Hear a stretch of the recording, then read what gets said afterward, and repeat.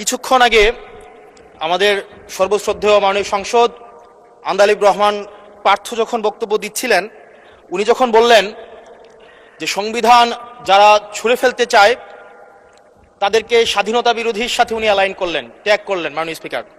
এবং তখন ট্রেজারি বেঞ্চের সম্মানিত মাননীয় মন্ত্রী যারা ছিলেন তারা সেটাকে টেবিল চাপড়িয়ে সেটাকে সমর্থন দিলেন।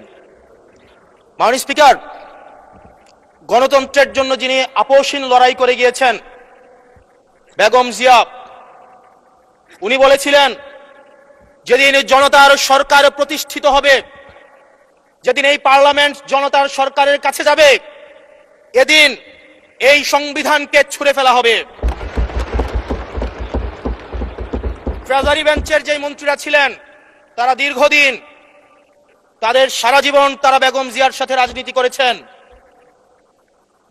এই সংবিধান ছুঁড়ে ফেলার সাথে স্বাধীনতা যুদ্ধাপরাধীর অ্যালাইন করার যেটার হাততালি তারা দিয়েছেন, সেটির মধ্য দিয়ে বেগম জিয়াকে তারা মূলত অপমান করেছেন কিনা তারা সেটা ভেবে দেখবেন।